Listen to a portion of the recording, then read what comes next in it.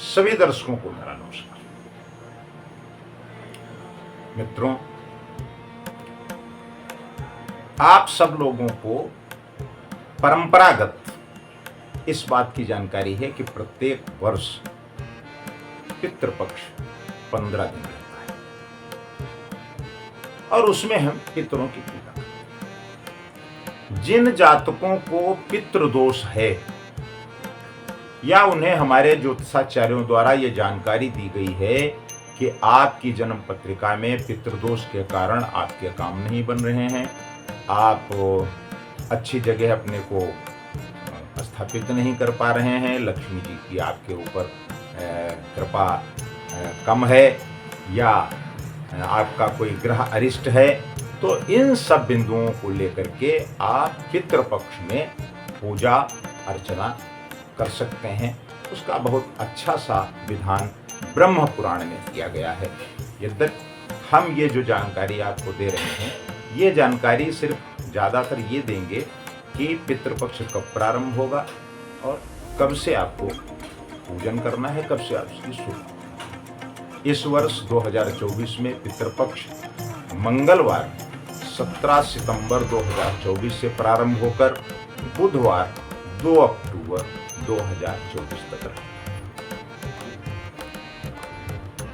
ब्रह्म पुराण के अनुसार देवताओं की पूजा करने से पहले मनुष्य को अपने पितरों का पूजन करना चाहिए, ऐसा भी है। क्योंकि ऐसा माना गया है कि इससे देवता प्रसन्न होते हैं जब आप अपने पितरों को प्रसन्न करने के लिए तत्पर हैं। पितृपक्ष, जिसे पितृपक्ष या श्राद्ध पक्ष के नाम से भी जाना जाता है, हिंदू कैलेंडर में अपने पूर्वजों के सम्मान और आदर के लिए समर्पित इस महत्वपूर्ण अवधि में आप पितरों का पूजन करें। और यह अवधि अश्विन मास महीने के दौरान 16 दिन होता है।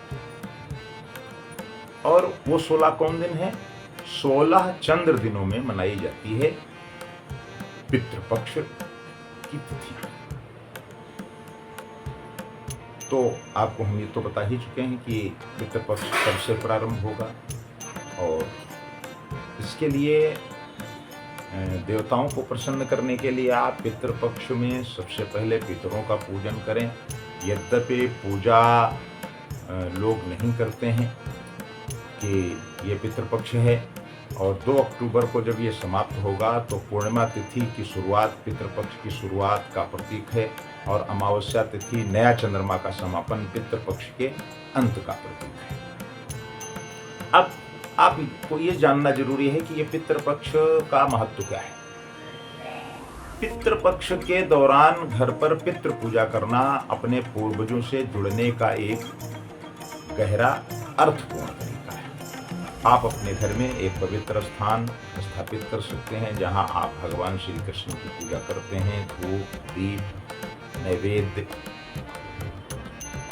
और जो आप प्रसाद के लिए जो चीज़ें एकत्र कर सकते हैं वो सब एकत्र करके अपने पूर्वजों को कृष्ण प्रसाद चढ़ाएं। वैदिक पूजा में आमतौर पर मंत्रों का उच्चारण करना और अपने परिवार की भलाई के लिए आशीर्वाद मांगना शामिल होता है। भक्ति के लिए भोजन, जल और अन्य वस्तुओं चढ़ाना न हो।